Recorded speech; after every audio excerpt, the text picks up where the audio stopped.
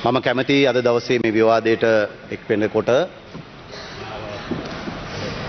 අපේ ශ්‍රේෂ්ඨ දාර්ශනිකයෙක් වෙච්ච කාල් මාක්ස් වෙලාවක කියනවා එක්ක මිනිස් සමාජය අශිෂ්ටත්වයේ කරා පසුපසට යනවා එහෙම නැත්නම් ශිෂ්ටත්වයේ කරා පෙරට යනවායි කියලා. පසුගිය දශක 4කට වැඩි කාලයක් 1977 මේ මහත්තුරුන්ගේ ආදිතම නායක වෙච්ච ජේ.ආර්. ජයවර්ධන මේ රටට හඳුන්වලා දීපු විවෘත ආර්ථිකයත් එක්ක අපේ රට ක්‍රමක්‍රමයෙන් අශිෂ්ටත්වයේ කරා ගමන් කරමින් තිබුණේ. අශිෂ්ටත්වයේ කරා ගමන් කරමින් තිබුණ රට තමයි පසුගිය සැප්තැම්බර් මාසේ 21 වෙනිදා අනුර දිසානායක සහෝදරයා ජනාධිපති බවට පත් වුණාට පස්සේ අපි ක්‍රමානුකූලව ශිෂ්ටත්වයේ කරා මෙහෙයවමින් තිබෙන්නේ. ඒ වගේම මාක්ස් කියනවා අපිට දැන් කාලය ඇවිල්ලා තියෙනවා යුගය ඇවිල්ලා තිබෙනවා මේ මිනිස් සමාජය දිහා සංසුන් සිතින් බලන්න. අද අපි සිදු කරමින් ඉන්නේත් ඒක අශිෂ්ටත්වයේ කරා ගමන් කරමින් තිබුණු රට ශිෂ්ටත්වයේ කරා මෙහෙයවමින් ඒ මිනිස් සමාජය දිහා සංසුන් සිතින් බලන වෑයමක තමයි අද අපි මේ නියැලිලා ඉන්නේ. ඉතින් විපක්ෂයේ මහත්තුරු ගණනාවක් කතා කරනකොට මට මතක් වුණා දරු මුලසනරුඩ මන්ත්‍රීතුමනි අර අබකෑ මිනිහගේ මොළේ දනවයි කියන කතාව. අබ කාපු කාගේත් මොළේ දනමින් තියෙනවා. එක්කෙනෙක් නම් පැනලා දිව්වා අබ කාපු කෙනෙක්. හැමදාම අපි දකිනවා ලන්ච් එකෙන් පස්සේ එනවා සභාවෙත් ටිකක් පිරිස අඩුයි මොනවා හරි කියනවා කියලා දුවනවා. අපි උත්තර දෙනකන් ඉන්නේ නැහැ. ඒ නිසා ඊළඟ දවසේ තියාගන්න. හරිද? ඊළඟ දවසේ තියාගන්න මම බොම ඕනකමින් ඉල්ලනවා. කට්ටි නම් දැන් නමකුත් හදලා. අපි කැමති නැහැ කියන්නේ නේද? මොකද නෑ මොලේ හරි මොකක්ද නමකුත් හදලා තියෙන. ඉතින් ඒක වෙනම කතාවක්. කොහොම වුණත් අපි විශේෂයෙන්ම අවධාරණය කරනවා පසුගිය කාලයක් තිස්සේ අපේ රටට මත්ද්‍රව්‍ය ආවේ එක්ක ආජන්ටිනාවෙන් නැත්නම් පාකිස්තානෙන් නැත්නම් ලෝකේ තවත් වෙන කොහේ රටකින්. හැබැයි දැන් අපි අපේ රටේ මත්ද්‍රව්‍ය නිෂ්පාදනය කරන අයිස් නිෂ්පාදනය කරන කර්මාන්ත ශාලා භූමියක් බවට මේ මුළු රටපත් වෙලා තිබෙනවා. විශේෂයෙන්ම හම්බන්තොට පත් කරලා තිබෙනවා. ඒ නිසා දැන් අපේ උත්සාහය මොකද්ද? වර්තමාන ආණ්ඩුව රටම එකට මුළු රටක් එක මිටට අරගෙන මේ උවදුරට එරහිව සටන් වදින්න අපි තීරණය කළා තිබෙනවා. කවුරු අභියෝග කරත් මොන සංවිධානාත්මක අපරාධ කරුවෝ මෙහෙව්වත් අපි ඒ තබපු පියවර ආපස්සට ගන්නෙ නැහැ කියන එක අබ කාපු හැමෝටම අපි කියන්න ඕනේ. විශේෂයෙන්ම මේක අපේ යුගයේ වගකීම ඉටු කරන්න කිසිසේත්ම අපි පසුබටවන්නේ නැහැ කියන සහතිකය මුළු මහත් ශ්‍රී ලංකා වාසී ජනතාවටම අද අපි මේ විවාදයට එක්වමින් දෙනවා. අද මේ මත්ද්‍රව්‍යයට ගොදුරු වෙලා තියෙන ගරු මන්ත්‍රීතුමනි දුප්පතුන් විතරක් නෙමෙයි දුප්පත්ද මධ්‍යම පාන්තිකද ධනය තියෙනවද කිසිවක් නොසලකා මුළු මහත් සමාජයේම දරු පැටවු ටික අද මේකට ගොදුරු වෙමින් තිබෙනවා. ඒකෙනුත් වැඩිපුර මධ්‍යම පාන්තික දරුවෝ ගොදුරු වෙමින් තිබෙනවා. ඒ නිසා මේ මත්ද්‍රව්‍ය උවදුරෙන් මේ රට මිදව ගන්න එක මේ රට මත්ද්‍රව්‍යෙන් නිදහස් රටක් බවට පත් කරන එක වර්තමාන අපේ ජාතික ජනබලයේ ආණ්ඩුවේ ජනාධිපතිතුමා ඇතුළු අපි සියලු දෙනාගේ වගකීම කියන එක අපි මේ සභාවට අවධාරණය කරනවා. අපි අහනවා විපක්ෂ මහත්තුරුන්ගෙන් කොහොමද ඔබ තමුන්නාන්සේලා රෙදිත් ඇඳගෙන මේ කතා කරන්නේ? රෙදිත් ඇඳගෙන මත්ද්‍රව්‍ය ජාවාර වෙනුවෙන් පෙනී හිටින්නේ සංවිධානාත්මක අපරාධකරු වෙනුවෙන් පෙනී හිටින්නේ කොහොමද? IRC මම ඕනනම් කියන්නම් IRC ලේඛනේ 1305න් 2015 යටතේ B ශ්‍රේණියේ දිවයිනේ ලියාපදිංචි අපරාධකාරයෙක් අපි කිසිසේත්ම ආණ්ඩුවක් විදියට කිසිසේත්ම දේශපාලන ව්‍යාපාරයක් විදියට කුමන පුජ්‍යලෙකුටවත් ඝාතනය කරන්න කිසිවෙක් ඝාතනය කරන්න ඒකට අපි එකඟ නැහැ. කිසිවෙක් මහමග ඝාතනය කරනවට අපි එකඟ නැහැ.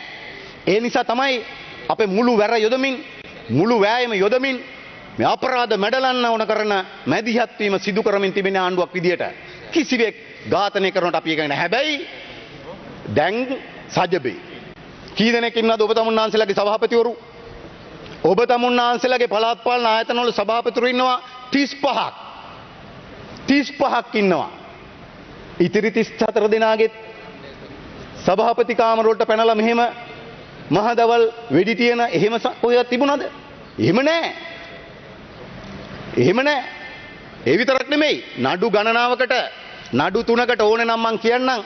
නඩු අංකත් එක්ක මම කියන්නම්. කුරුණෑගල ගාල්ල උසාවි වල තියෙන නඩු අංකත් එක්ක මම කියන්නම්. 3 වතාවක් අත්තිට වූ සිරදඩුවම් ලැබපු කෙනෙක්. ඒ නිසා එහෙම නැතුව මේ සාමාන්‍ය මෙතුමාලගේ ඉන්නවා 35ක්. මෙතුමා හැර තව 34ක් ඉන්නවා. ඒ 34 දෙනාටත් ගිහිලා වෙඩි තියන්න එපයි. එහෙම වුන් නැහනේ. මෙහෙම වෙන්න බලපාපු විෂය මූලික තත්ත්වයන් තිබුණා. ඒ විෂය මූලික තත්ත්වයන් ඇතුලේ තමයි ඊයේ වැලිගම ලසා ඝාතනයට ලක්ුණේ. එහෙම නැතුව සාමාන්‍ය පරිදි මහජන සේවාව කරමින් ඉන්න අනිත් 34 දෙනාට මෙහෙම ප්‍රශ්නයක් මතුවෙලා නැහැ. ඒ නිසා අපි කියන්න ඕන මේක අපරාධ යට ගහපු මාකන්දුරේ මදුෂ්ලා ඝාතනය කරලා 80ක් වෙච්ච දේශපාලඥයන්ගේ නම්ගම් මෙලිදරව් කරලා තිබුණා. ඒවා මදුෂ් එක්ක වල දැම්මා. එදා මෛත්‍රී රනිල් සජිත් ආණ්ඩුව එදා අපරාධකරු ආරක්ෂා කළා. ඒ විතරක් නෙමෙයි ගෝඨාභය ආණ්ඩුවත් රනිල් රාජපක්ෂ ආණ්ඩුවත් අපරාධකරුවෝ ආරක්ෂා කළා. අද වර්තමාන ජාතික ජනබලයේ මාලිමාව ආණ්ඩුව කිසිදු අපරාධකරුවෙක් ආරක්ෂා කරන්නේ නැහැ. කිසිවෙක් ආරක්ෂා කරන්නේ නැහැ. අපි මේ සියලු දෙනාව නීති හමුවට පමුණවනවා. ඕගොල්ලෝ වගේ විවිධ විදියට මහමග ඝාතනය කරන ඒ සංස්කෘතිය, ඒ දේශපාලන සංස්කෘතිය අපි අවසන් කළා තියෙන මේ රටේ සංස්කෘතිය අපි අවසන් කළා තියෙන නිසා අපි කියන්න ඕනේ ඔබතුමාට විනාඩි 2ක් කාලය තිබෙනවා. හරි. අපි කියන්න ඕනේ දැන් මේ කතා කරන මහත්තුරුන්ට සමහරු සුදු ඇඳගෙන සමහරු කළු ඇඳගෙන.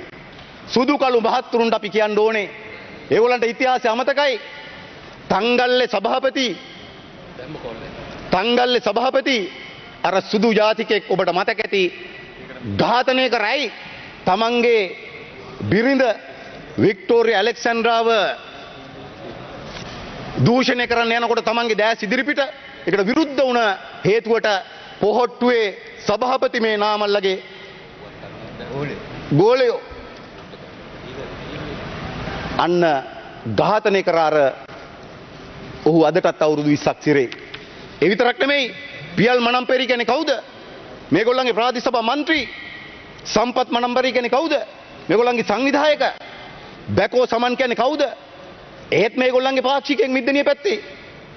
ඒ නිසා මේ හැමෝම අද ගත්තොත් පොහොට්ටුවේ අපි හිතන් හිටියේ දැන් පොහොට්ටුවේ විතරයි කියලා. ඔය ටික ඔබතුමා කියන්නේ. ඉතින් ඔබතුමා තමයි මේ ටික දන්නේ. ඔබතුමාලා ඒ ටික කියන්නේ. මොකද අපි දන්න ටික අපි කියනවා. මේගොල්ලෝ තමයි ඉතිරි සංවිධානාත්මක අපරාධකරුවෝ මේගොල්ලෝ නායකත්වයේ දෙන ඔබතුමා මං මාදුගොඩ මන්ත්‍රීතුමා මේ අහන්නකෝ ඔබතුමා මේවට සම්බන්ධයක් නැහැනේ. අපි දන්න තරමින් ඔබතුමා ගාල්ලේ පුංචි තැනකින් ඇවිල්ලා බොහොම ඉහළට ඇවිල්ලා බොහොම මහන්සියෙන් ඔබතුමා අපිටත් කියලා තියෙනවා. මන්ත්‍රීකම වෙච්ච විදිය ඔබතුමා මාත් එක්කත් කියලා තියෙනවා. මන්ත්‍රී විදියට ආපු විදිය. ඉතින් ඔබතුමා ටිකක් නිශ්ශබ්දව ඉන්න. මේ අනුන්ගේ කුණු ගගේ ගා ගන්න එපා. හරි? ඔව් අපරාධකරුන්ගේ ඔඩෙක්කොට වැටෙන්න එපා. පුළුවන් නම් ඕකෙන් ටික ටික ඈත් වෙන්න. ඊළඟ ඡන්දෙට අපිත් එක්ක පුළුවන් නම් බලමු try එකක් දීලා. ඒ නිසා ඔබතුමා ගා ගන්න එපා. නිසා දැන් අපි කියන්න ඕන මේ මහත්තුරුන්ට මේ සමහර අපරාධකරුවන්ට සහතික ලියන්න හදන අයට අපේ මහජන ආරක්ෂක ඇමතුමා නිවැරදිව කිව්වා වගේ මිනිමරුවන්ට පාතාල අපරාධකරුවන්ට සංවිධානාත්මක අපරාධකරුවන්ට ඔතුමාගේ ලියාපදිංචි කාලය අවසන් මට තව විනාඩි දෙකක් දෙන්න. IRC ලියාපදිංචි සහ තියෙන අයට කොහෙද පොලිස් ආරක්ෂාව දෙන්නේ? මොන රටේද? අපිට එක රටක් කියන්නකෝ ලෝකේ එකක්. එක ලෝකේ රටක් කියන්නකෝ මෙවැනි අයට පොලිස් ආරක්ෂාව දෙන රටක්. එහෙම ලෝකේ කොහෙවත් රටවල් නැහැ. ඒ නිසා අපි කියන්න ඕන දැන් අර කට්ටිය කලබල වෙන එක ගැන අහන්න දෙයක් නැහැ. දැන් මම දැක්කා මෙතුමා කැබිති කොල්ලයද කොහෙද කියලා කියනවා. දැන් මෙතන සභාවේ කවුරුත් නැති වෙලාවේ සද්ද දාලා යනවා. ඊළඟට ඔය කොහේ හරි රටේ ගිහිල්ලා කොනක සෙනගත් නැහැ. 4 දිනක් එකතු කරගෙන මාධ්‍ය ටික ගෙන්නගෙන මොනවා හරි බය නැල්ලු. ඉතින් බය වෙන්න ඕනේ නැහැ. මොකටද බය වෙන්නේ? අපි සංවිධානාත්මක අපරාධකරුවෝ පසුපස තමයි අඹා යමින් අත්අඩංගුවට ගනිමින් තිබෙන්නේ. අපි මත්ද්‍රව්‍ය ජාවාරම්කරුවෝ බෙදා හරින්නෝ ඒගොල්ලෝ පසුපස යමින් තමයි මේ අත්අඩංගුවට ගනිමින් තිබෙන්නේ. නාමල් මොකටද බය වෙන්නේ? ඉතින් නාමල් බය වෙන්න කාරණයක් නැහැ. එතුමා මේ සංවිධානාත්මක අපරාධ වලට සම්බන්ධයක් නැත්තම් එතුමා මේ මත්ද්‍රව්‍ය ජාරම් වලට හම්බන්තොට මං කියපු නම් වලට තවත් නම් වලට සම්බන්ධ නැත්තම් හැබැයි අපි දන්නේ නැහැ. අන්න තියෙනවා සමහර ෆෝන් වල ඉතින් කාගේද දන්නේ නැහැ. නාමල් සර් මගේ සර් රාජපක්ෂ. ඉතින් අර ෆෝන් වල තියෙනවා. බැකෝ සමන්ගේ ෆෝන් වල තියෙනවා. ඉතින් අපි දන්නේ මේ නාමල්ද වෙන නාමල් කෙනෙක්ද අපි දන්නේ නැහැ. හරිද? මගේ සර් රාජපක්ෂ කියන්නේ මේ රාජපක්ෂ පවුලේ කෙනෙක්ද වෙන රාජපක්ෂ කෙනෙක්ද කියලා අපි දන්නේ නැහැ. ඉතින් කලබල වෙන එක සමහර විට අහන්න දෙයක් නැහැ. මොකද මං කලින් කිව්වා වගේ අබ කාපු අයගේ මොලේ දනවා මුළු ඇඟම දනවා. ඒ වගේම කන්ටේනර් ගැනත් කියලා මම අවසන් කරන්නම්. දැන් මේ කන්ටේනර් කමක් නැහැ. මං කලිමුත් කියලා තියෙනවා අවුරුදු 5ම කන්ටේනර් ටික කරේ තියාගෙන යන්න. කන්ටේනර් ටික කරේ තියාගෙන යන්න. මේ කන්ටේනර් ගැන ඊටාම පැහැදිලිව අපි විමර්ශනය කරලා වාර්තාව තන ඒ වාර්තාව දැන් CID එකේ විමර්ශනයට දීලා තිබෙනවා. අපි ඔබට සහතික වෙනවා මේ රටේ ජනතාවට විපක්ෂයට මේක කිව්වට වැඩක් වෙන්නේ නැහැ. මොකද ඒගොල්ලෝ හැමදාම මේක කියනවා. අපි රටේ ජනතාවට සහතික වෙනවා ඒගොල්ලෝ වගේ අපරාධකරුවෝ හෙලිකොප්ටර් වලින් ගිහිල්ලා බදාගන්නේ නැහැ අපි. එහෙම දේශපාලන ව්‍යාපාරයක් නෙවෙයි. ඒ වගේම කිසිදු අපරාධයක් අපි ගහන්නේ නැහැ, හංගන්නේ නැහැ. ඒවට දේශපාලන මැදිහත් වෙන්නේ නැහැ. මගේ දිස්ත්‍රික්ක මීගමුවට චොපර් එකෙන් ආවේ මහින්ද රාජපක්ෂ. චොපර් එකෙන් ඇවිල්ලා ලංසගේ ගෙදර ළඟ බැහැලා ගිහින් බදාගත්තා. කුඩුත් එක්ක අහුවෙච්ච වෙලාවේ. අපේ මේ විවාදය ආරම්භ කරපු ධර්මප්‍රිය විජේසිංහ මන්ත්‍රී සහෝදරයා කිව්වා කොහොමද මීගමුව පුරා කුඩු පතුරලා තියෙන්නේ? මීගමුව පුරා කුඩු පැතුරුණාට අද මුළු මහත් මීගමුවම මුළු ගම්පහම මේ මත්ද්‍රව්‍ය වසංගතයක් බවට පත් වෙලා ඉන්නේ. අපේ අහිංසක දරු පැටවුවකට ගොදුරලා තියෙන. ඒ නිසා මුළු රටම අපි සහතික වෙනවා කිසිසේත්ම අපේ දෙවුර මත පැටවුණු මේ වගකීම අත්තරින්න අපි සූදානම් නැහැ. අපේ දෙවුර මත පැටවුණු මේ වගකීම අපි අත්තරින්නේ මේ රට මත්ද්‍රව්‍යෙන් තොල රටක් බවට පරිවර්තනය කරපු කියපු දවසට බව අපි සහතික කරමින් ඒ වගේම අපි මේ අපරාධ රාජ්‍ය දිහා මේ මත්ද්‍රව්‍ය වසංගතයෙන් පිරුණු මේ රාජ්‍ය දිහා අහක බලන් ඉන්න සූදානම් නැහැ. ජනාධිපතිතුමා කිව්වා වගේ මේක මහා අපි දොර ඇරියා. මේක මහා කළු කුහරයක්. ඒ කළු කුහරේ දොර වහලා නිහඬ වෙන්න අපි සූදානම් නැහැ. ඒ ඔස්සේ හඹාගෙන යමින් සියලු අපරාධ සියලු මත්ද්‍රව්‍ය ජාවාරම මේ රටෙන් තුරන් කරනවා. ඒ වෙනුවෙන්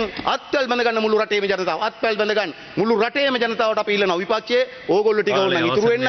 අපි මුළු රටේම ජනතාවගෙන් පාසල් වල විදුහල්පතිවරුන්ගෙන් ගුරුවරුන්ගෙන් ආගමික නායක නායකයින්ගෙන් සියලු දෙනාගෙන් අපි ඉල්ලා සිටිනවා මේ ව්‍යායාමයේ සමග මුළු රටක් එක මිටට අරගෙන මත්ද්‍රව්‍ය තුරන් කරන්න යන මේ ගමනත් එක්ක අත්වැල් මැද ගන්න කියලා මුළු රටෙම ඉල්ලා සිටිමින් මම නිවෙනවා. බොහොම ස්තුතියි වැඩිපුර කාලය ලබා දීම ගැන.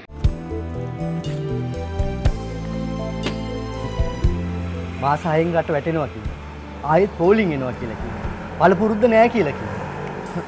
අන්න පළපුරුද්ද තියෙන හිරේ වරුන්ට නම් දුක ඇති. හැබැයි පහුගිය අවුරුද්ද ගැන අපිට නම් පට්ට සතුටුයි. මිෂන් අන්ස්ටොපබල් ස්ථාවරව ඉදිරියට ජාතික ජන බලවේගය